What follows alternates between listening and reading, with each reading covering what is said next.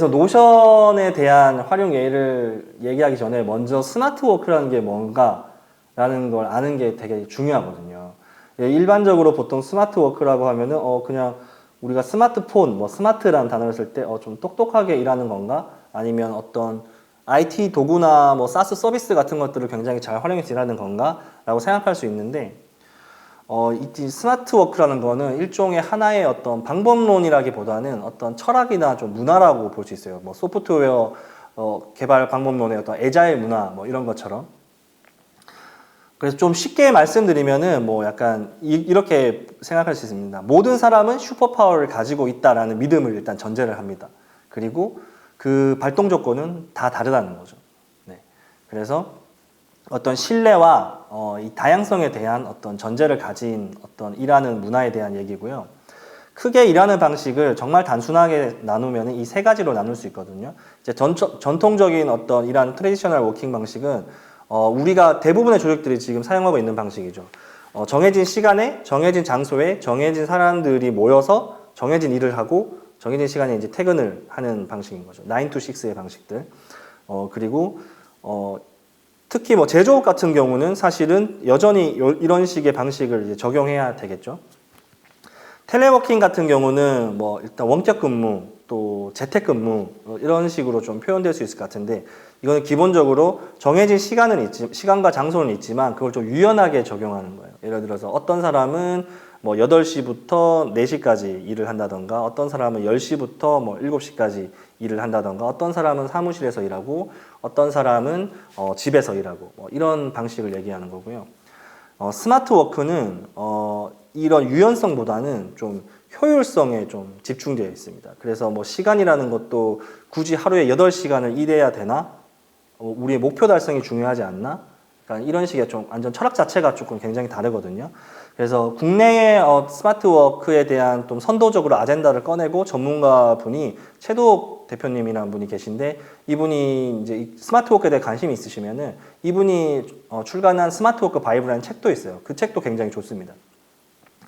그래서 실제로 이분은 뭐 또 시간과 장소에 얽매이지 않고 프랑스에서 일을 하실 때도 있고 국내에 와서 프로젝트를 하실 때도 있고 실제 그렇게 하고 계신데 이분이 굉장히 심플하게 이제 명확하게 정의를 해주셨는데 그 업무 수단, 그러니까 시간과 장소와 방법의 자율성을 토대로 업무 효율을 극대화를 하고 효율성이 높아지면은 잉여 시간이 남잖아요. 잉여같이. 그래서 그 시간들을 통해 가지고 일과 삶의 균형을 이루는 거죠. 그러니까 이거는 뭐냐면은 일과 삶의 균형, 워라밸 뭐 이런 얘기를 하면은 꼭 일을 하고 남는 시간에는 개인의 삶에 쉬고 이렇게 생각하는 경우가 있는데 어떤 사람들은 남는 시간에 좀 더 자기 개발에 투자하는 게 어떤 라이프의 어떤 목적일 수 있거든요. 어떤 기쁨일 수 있거든요.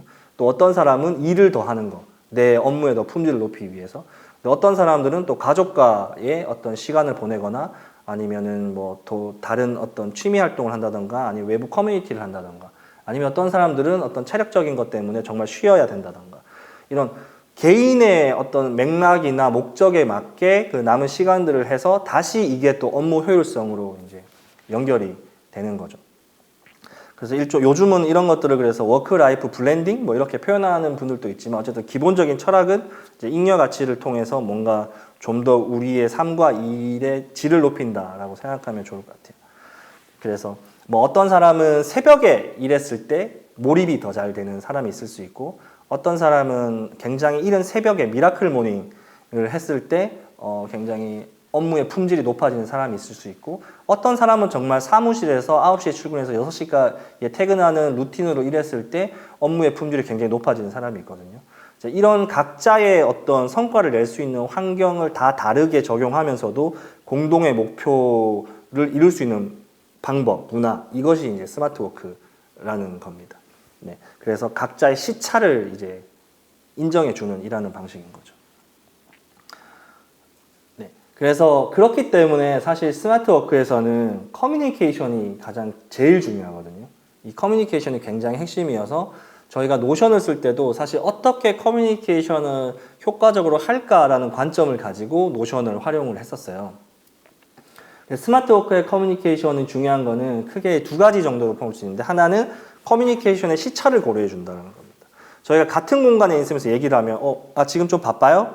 묻고 그럼 상대방이 뭐 바쁜데 좀 괜찮아요. 안 바빠도 그렇게 얘기해야죠.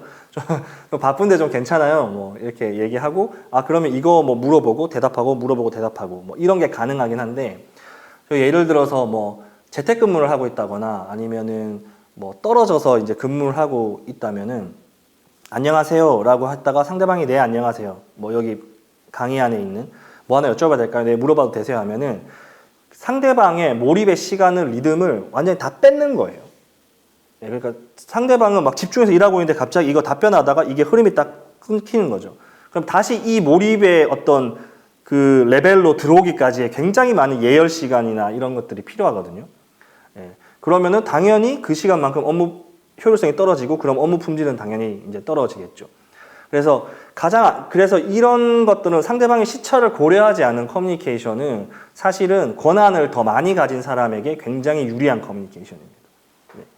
그렇게 되면은 사실 요즘 MZ세대 분들은 굉장히 힘들어합니다. 이렇게 돼버리면. 그래서 한 번에 쭉 맥락을 다 쓰는 거예요. 안녕하세요. 뭐, 요런 이유 때문에 요런 그런 걸 요청하고 싶은데 혹시 언제까지 좀 요런 내용에 대해서 답변을 받을 수 있을까요? 그러니까 그분이 일하다가 이제 자기가 어느 정도 몰입을 끝내고 이제 어떤 메신저의 메시지들을 확인할 여유가 생겼어요. 그래서 그때 확인했을 때 그 맥락들을 충분히 이해할 수 있을 정도의 어떤 맥락을 충분히 담아서 메시지를 보내는 거죠. 그러니까 실시간 커뮤니케이션이 아니라는 거를 디폴트로 해서 메신저는 커뮤니케이션을 하는 게 가장 그 활용도를 높이는 겁니다. 그렇지 않으면은 메신저를 대화하는 거라고 생각하고 활용을 하잖아요. 업무용 메신저를. 그러면 업무 효율이 메신저 때문에 더 많이 떨어져요. 계속 알람이 울리고 막 그렇기 때문에 저희 팀 같은 경우는 그래서 기본적으로 메신저 알람은 다 꺼두거든요. 그러면은 보통 이제 자기가 확인할 수 있는 시간에 뭐 1시간에 한 번 정도 루틴으로 들어가서 확인한다던가 정말 바쁠 때는 한 2시간 집중해서 업무 딱 끝내놓고 들어가서 확인한다던가 이제 이렇게 하는 거죠. 그러면 정말 급한 일이 있을 때 어떡하냐. 그때 전화를 해야죠. 정말 급한 일이니까. 그리고 의도와 맥락을 충분히 전달하는 게 중요합니다. 이게 오른쪽에 보면은 A라는 커뮤니케이션과 B라는 커뮤니케이션이 같은 내용을 전달하는 건데 당연하게 상식적으로 B 커뮤니케이션 방식이 훨씬 더 많은 맥락을 담고 있기 때문에 커뮤니케이션이 훨씬 더 좋고 그리고 이 커뮤니케이션이 좋으면은 커뮤니케이션 하기 위한 목적을 달성하기도 훨씬 더 유리하거든요. 그래서 단순히 뭐 강연 자료 요약문을 하나 받을 수 있을까요? 이렇게 얘기하는 것보다 그러면 B가 강연 자료 요약문을 내가 왜 줘야 되지? 아니면은 어느 정도로 정리해서 줘야 되지? 목적이나 대상에 따라서 콘텐츠의 톤앤매너도 달라지는데 이런 시간들이 굉장히 많이 이제 낭비가 되고 소모가 되잖아요. 그렇기 때문에 누구니 강연이 끝나면 당일 저녁에 강연 자료 문의가 많아서 모든 내용을 당길 필요는 없지만 참가자들이 핵심 내용을 상기할 수 있는 이런 정도의 요약문이 있으면 좋을 것 같아요라고 하면은 제 입장에서는 너무 좋은 거죠. 이 담당자가 이런 식으로 저한테 커뮤니케이션 해주면 그러면은 요 정도면은 내가 이 정도 시간을 할애해서 이걸 만들어서 언제까지 줄 수 있겠다라는 게 바로 어느 정도 파악이 되잖아요. 그럼 그렇게 이제 이 담당자분한테도 답변을 드릴 수 있는 거죠. 네. 그래서 이런 커뮤니케이션은 상대방의 시간을 나한테 업무를 요청했지만 내 시간을 굉장히 아껴주는 커뮤니케이션이기 때문에 이분이랑은 계속 같이 일하고 싶겠죠. 이렇게 커뮤니케이션을 해주는 분이랑은. 네. 그래서 비영리 IT 지원센터 담당자분도 이런 식으로 커뮤니케이션 해주시더라고요. 네, 그래서 준비하면서 너무 너무 정말 좋았습니다. 네. 그래서 강의안 또 이렇게 제가 이걸 다시 만든 거거든요. 이 16대 9의 비율로. 그걸 맥락을 충분히 전달해 주시니까 이게 그냥 뭐 한 2시간 정도 소요돼서 금방 이렇게 만들어질 수 있었어요. 안 그랬으면은 계속 물어보고 막 이렇게 되게 복잡한 시간들이 있었겠죠. 네, 그래서 이 커뮤니케이션 하는 것이 굉장히 이제 중요하다.